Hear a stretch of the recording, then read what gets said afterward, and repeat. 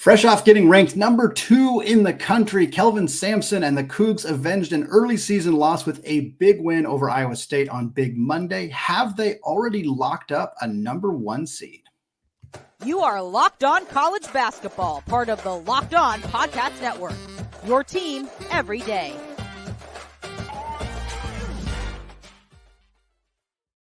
What's up, folks? Welcome into the Locked On College Basketball Podcast, the only daily national college hoop show out there, part of the Locked On Podcast Network, your team every day. We are your co-hosts. I am Andy Patton. That is Isaac Shead. His voice is coming back a little bit. Hey, what's up? Well, that wasn't a great example of it, but it is coming back, I promise you.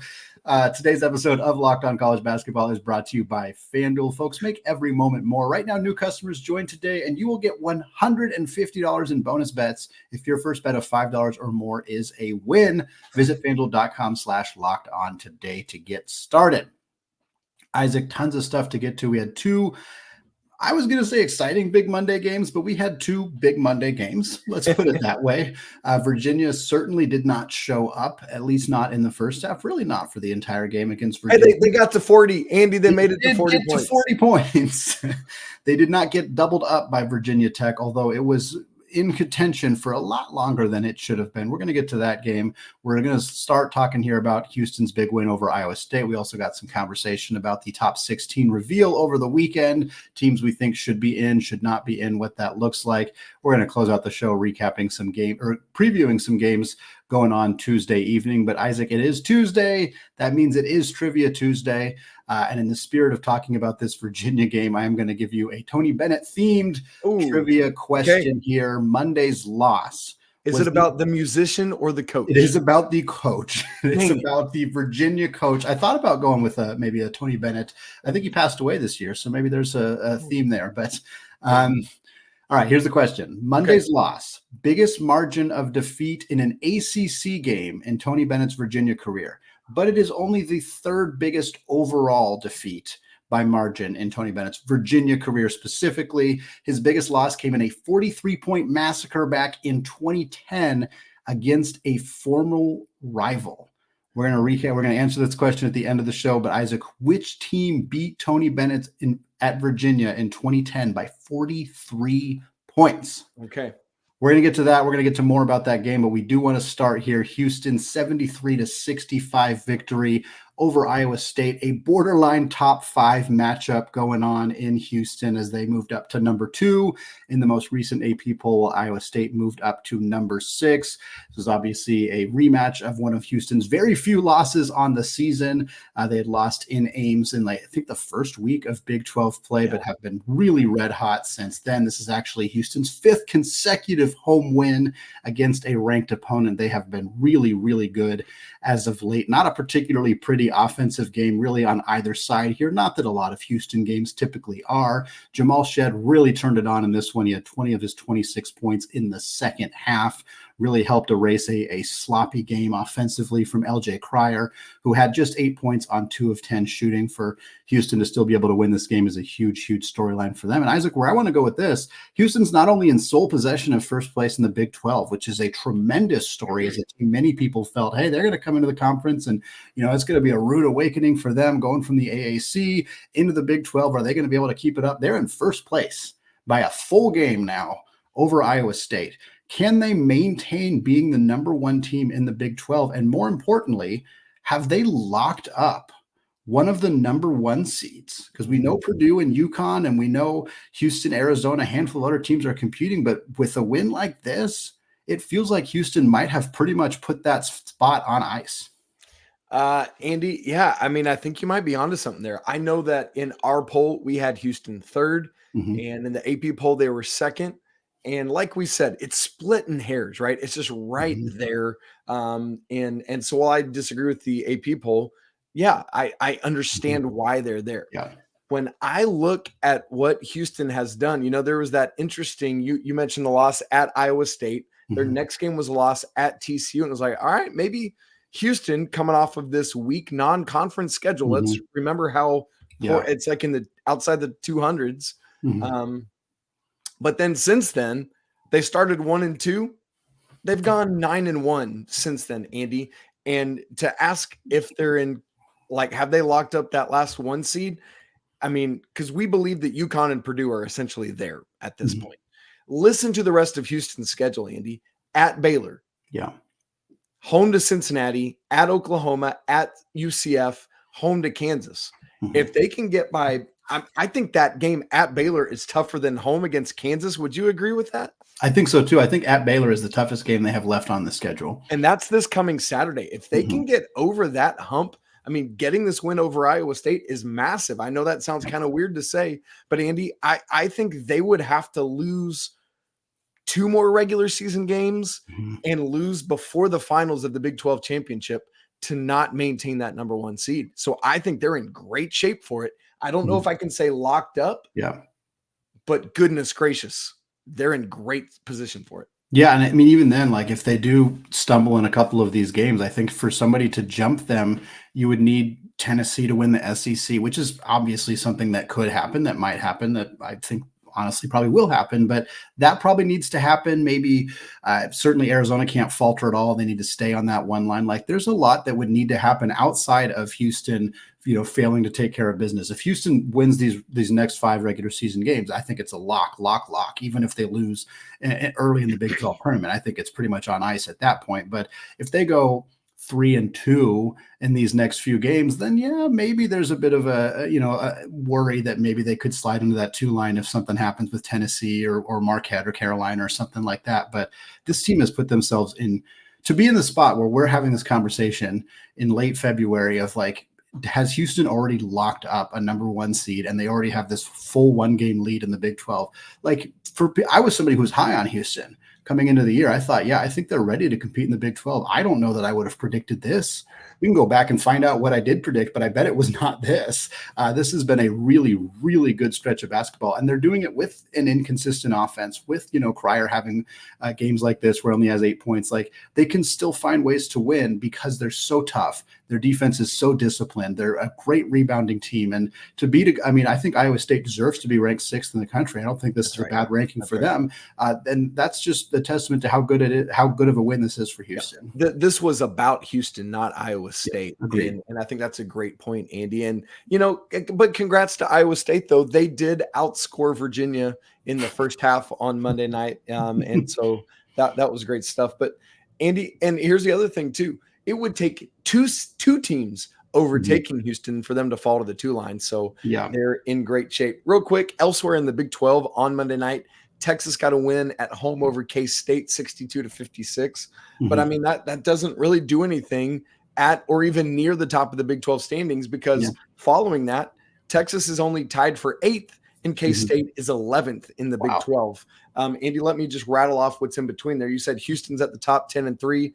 Iowa State second by themselves at 9-4, Baylor 8-4, Kansas 8-5, and then TCU, Texas Tech tied for 5th at 7-5, and then you get to BYU and others in 7th and beyond. So Big 12, man, a lot of depth, but a lot of teams still looking for big time victories. Still wild to see Kansas in 4th, not tied for 4th, just sole possession 4th place. Very wild to see them in that spot. But Isaac, we do want to get to this very, very insane result in the the ACC, the first game of Big Monday. Virginia Tech hosting Virginia, 75-41 was the final score here. And this thing was over when Virginia Tech went on a ridiculous 20-0 run over a span. I think it was 7-8 minutes or so that Virginia Tech held Virginia completely scoreless. They were up 36-16 at halftime. Reese Beekman led Virginia in points at halftime with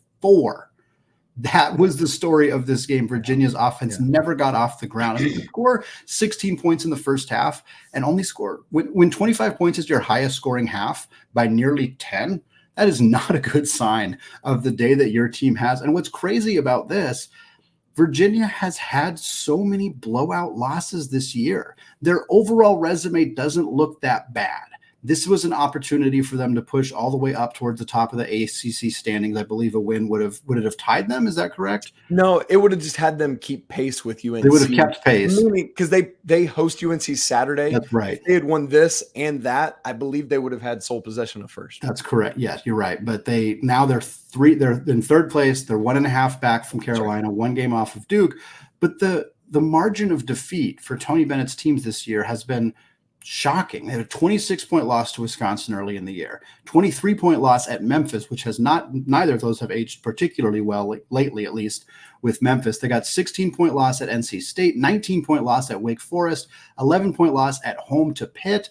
That is their closest loss of the season, is 11 points. And then now this 34-point loss at Virginia Tech. It is the second largest margin of victory for Virginia Tech over Virginia in 158 matchups between these two schools. Just a complete destruction by a Virginia Tech team that I don't want to say they're bad. They're not bad, but they should not be doing this to Virginia by any stretch of the imagination. Just an incredible performance from them.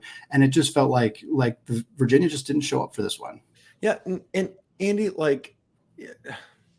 you look at it and there's just no DeAndre Hunter on this roster. There's nobody that's just like, when things break down and Virginia's having a bad day, this dude can go and get a bucket. And I know, you kind of feel like you got that maybe sort of kind of a little bit with Reese Beekman, but it's just, that's not really fully his game at a consistent level. And so Virginia just does not have that. And so look, they still have a massive opportunity Saturday to come to knock off North Carolina and keep stuff interesting in the ACC. But boy, Andy, this is a woofer. Woofer. Well said. Well said. Yeah, I think Virginia's season's certainly not over. They got a chance against North Carolina. They got a chance against Duke later in the year. But man, the way that some of these losses have gone for them, it's hard to imagine that they can pull it around together. But we'll see. Still got a couple days till they got that game against Carolina. But Isaac, I want to move on and talk about the top 16 reveal, which took place over the weekend. We didn't get a bunch of conversation about it on Monday's show, so we're going to talk about it more today. Plenty of thoughts on who should not be in this top 16 conversation. All that coming up. After a word from today's sponsor, FanDuel. Folks, get buckets with your first bet on FanDuel, America's #1 sportsbook. Because right now, new customers get $150 in bonus bets with any winning $5 bet.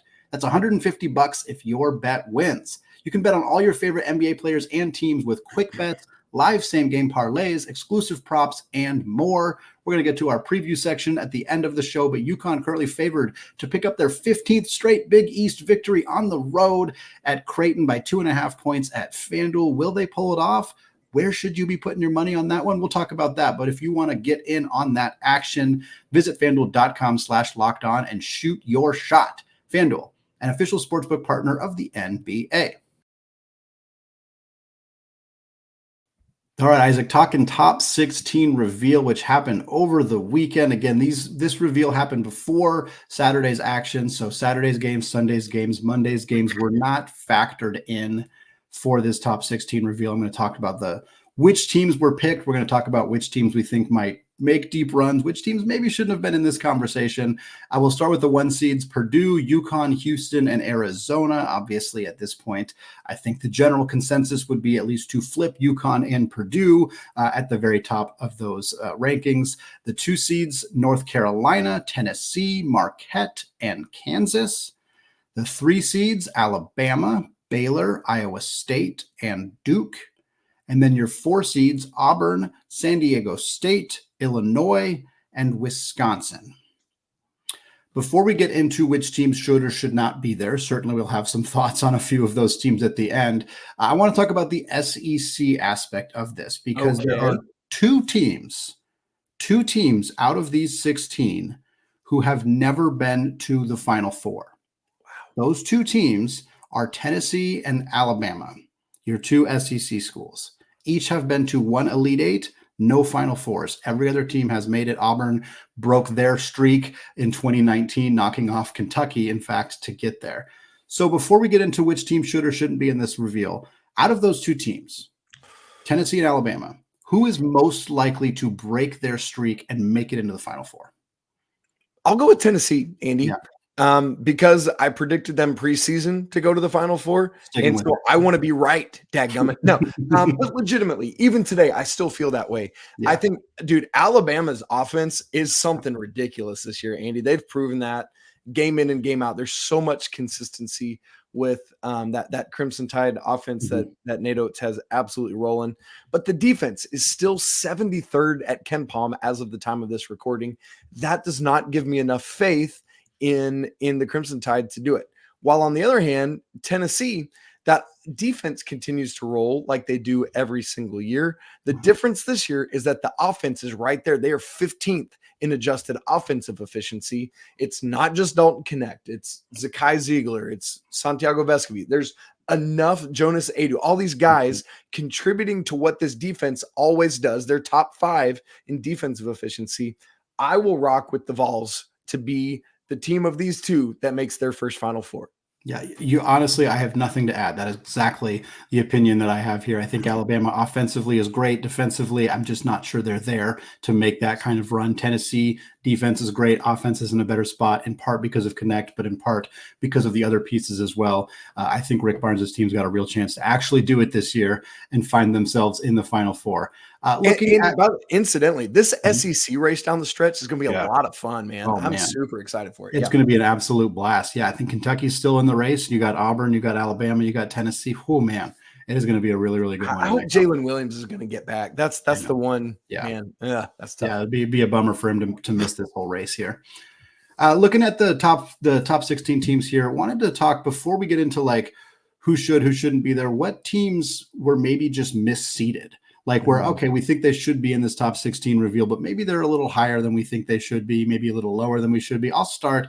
I don't see Kansas as a 2 seed right now. To me, they feel pretty concretely like a team I would have on the 3 line. Yeah. They have these road losses. They're in 4th place in the Big 12. And that's not to say that you can't be a 2 seed in 4th place in the Big 12. That's how really good the Big 12 is. But Iowa State's, 2 full spots ahead of them. And I know that this came out a couple days ago, so that has changed a little bit. But to me, Kansas, they feel like a 3 seed to me. Like I think Baylor and Iowa State, again, both ahead of them in the standings, being on the 3 line. We'll see what happens if Alabama wins the SEC. I think they probably bump up anyway. Duke, I think, could probably bump up a little bit. But I felt like Kansas was kind of given a little bit of grace being listed as a 2 seed here, where I think they've played more like a 3 seed in my mind. Andy, for me, it was North Carolina, but not in misseeding. It's just their overall seed line. Yeah. I thought that they would be a 2 seed, but I would have had them like at the other end of the 2 seed line, like 8 overall instead of 5th overall. That was interesting to me that the committee had them there, especially because Carolina had lost 3 of their last 5. So that's where we're at. Andy, let's have some other conversations with it. Let's look at maybe who is a team in this top 16 that just frankly should not have been. Which team was included that the committee got wrong? Well, I think it's Wisconsin. I think it has to be Wisconsin. And obviously, it's a bit of a benefit of hindsight in the last couple of days, but Wisconsin was on a really, really negative streak coming into this weekend as well. They'd lost a handful of games. And I think them and San Diego State were the 2 that stood out. San Diego State, they weren't ranked in the AP poll when this top 16 reveal came out. Now, I thought they should have been ranked last week, and that has been corrected. I think they're 18th now in the poll this week, and that felt much more correctly to where they should be. I thought it was surprising that they weren't ranked last week, but it was surprising to see them show up on a top 16 reveal as an unranked AP team. That's not something you see very often, but the Mountain West, incredibly competitive, obviously, and so you're seeing a few more losses from some of those top-tier Mountain West teams, but the slide Wisconsin is on has made them look like a team that shouldn't be in this conversation. San Diego State felt like kind of an odd addition, but I think it works okay. I think Wisconsin's the team that's certainly trending in the wrong direction. No disagreements there. One additional ad, San Diego State is 19th this week. Okay, gotcha. Close. No, you were so far off, Andy. You were way. Isaac, were there any teams that if you're going to take off Wisconsin, if you're going to take off San Diego State, like who are the teams that you would add? And I'll be honest, like I didn't feel like there was any egregious, like, wow, that team absolutely deserves to be there. And looking at our college basketball rankings for this week, which again has the benefit of a couple extra days, the only two teams we had in our top 16 of the rankings that were not in the top 16 reveal were Creighton and Dayton. I don't think Dayton necessarily is in that 4 seed conversation. Creighton, I think you could make an argument for. Certainly, we will have more information 24 hours from now when they play UConn. If they win that game, they're absolutely in the conversation. If they get blown out like Marquette, they're probably not in that conversation. But even then, like, I don't feel myself passionately arguing like Creighton deserved to be in there. It's like, oh, they probably could have been, but it didn't feel like there was any huge missteps in my mind. Yeah. I'm right with you, Andy, and kudos to the committee for a great job on that of looking at resumes, not just, like bringing all the information together. Mm-hmm. And so right there, I think Creighton is the only one that I'd quibble with and pull Wisconsin out. Andy, quickly, let's make some calls. We have 4 groups of 4 teams, 1 seeds, 2, 3s, and 4s. Out of each of these groups, who is the most likely to not make the Sweet 16 from each seed line? Let's start at the bottom, and like Drake, now we're here. So on the 4 seed line, who is the team most likely to not make the Sweet 16? And as a reminder, it's Auburn, San Diego State, Illinois, and Wisconsin. Yeah, it's Wisconsin. Yeah, it's Wisconsin. I mean, they're just not playing well right now. I think that there's a chance that they'll find themselves a little bit and play better down the stretch, but I don't see this team being a Sweet 16 team. There is no other answer. 3 seeds, Alabama, Baylor, Iowa State, and Duke. I'm going to go Bama here, and it's mostly because of what you talked about earlier, the defense. Their offense could absolutely get them to the Sweet 16, but they're going to play enough good teams in the first few rounds. They have to defend better than they have, and if they can't do it, I think they get bounced a little early. What's funny is my answer is Iowa State, but for the opposite reason. I think that defense is going to do everything it needs to do, but you still got to be able to score at a high level, and we saw the example of that on Monday night, that they struggled with that at times.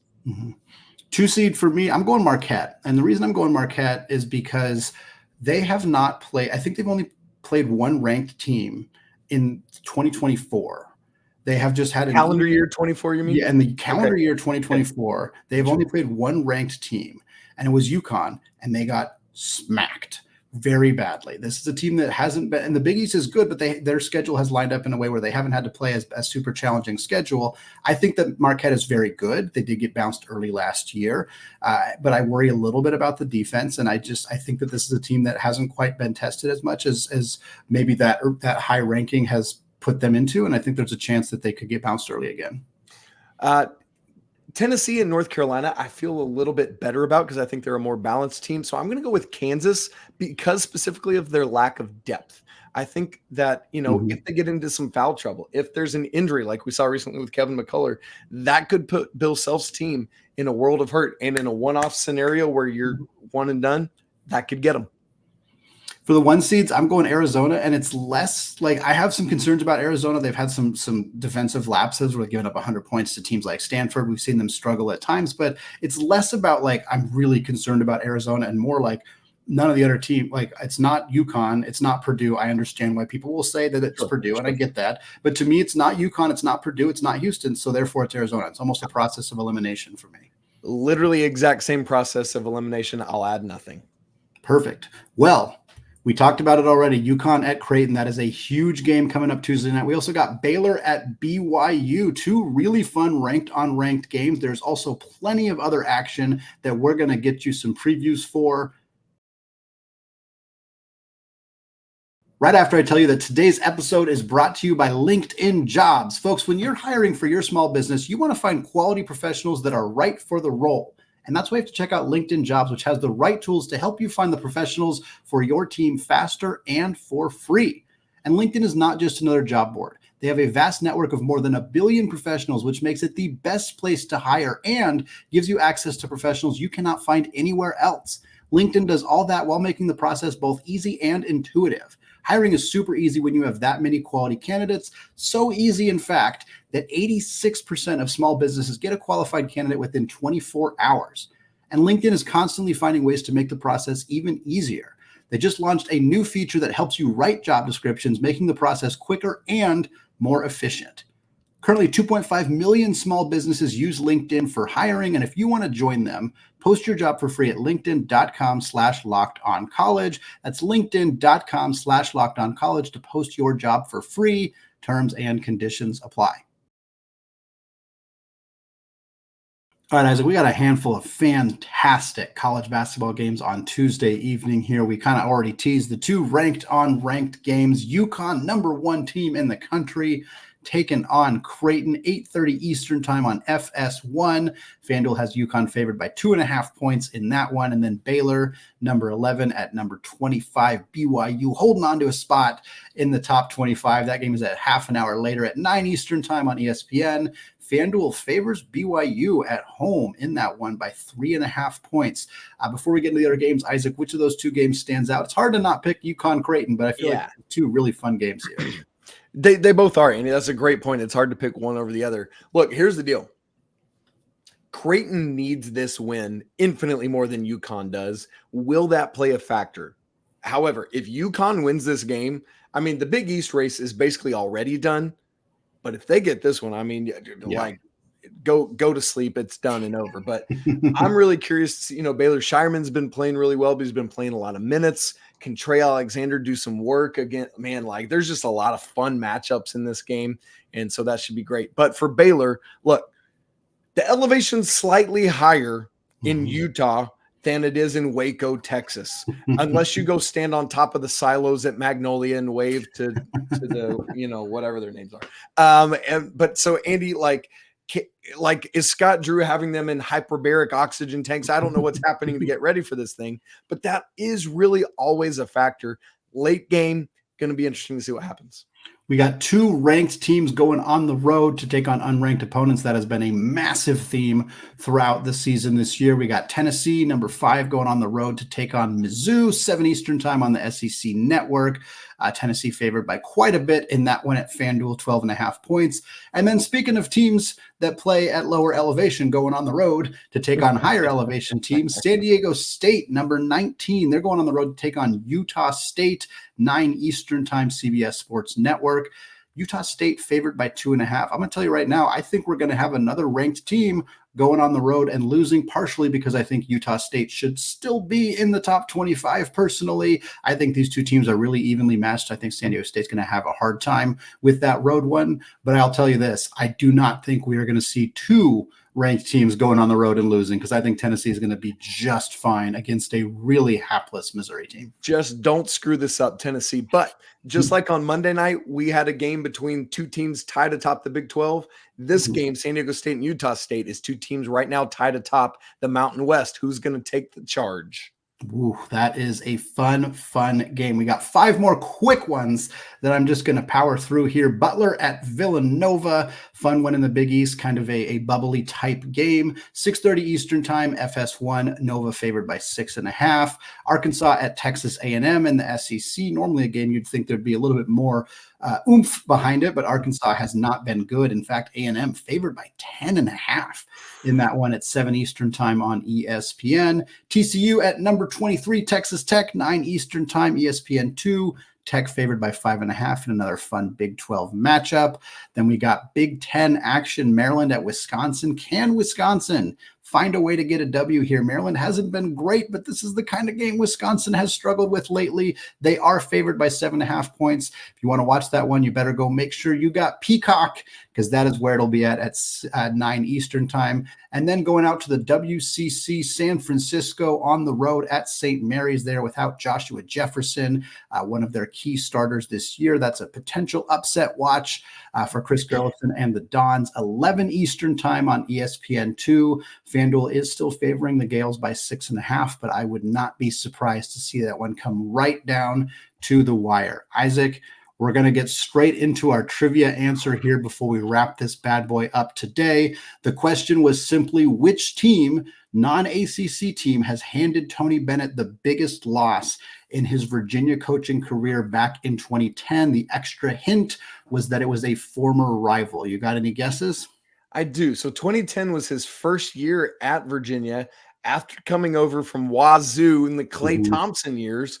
So I think by nature of it being an old rival, I got to say Washington. The Washington Huskies, who it's been a while since they've been particularly relevant in a basketball perspective, but a 43-point win in 2010 over Tony Bennett and Virginia. I kind of wish that I had been a Virginia fan at that time, seeing, oh, he's playing one of his old rival teams. Let's see if they can do something, and just did not go well. Certainly things have gone much better for Virginia since that first year, but thought that was an interesting anecdote there about some of the worst losses Tony Bennett has taken, because it was a unfortunately relevant conversation for the day. Also, Matisse Thybulle's really mad that you don't think his Washington team was awesome.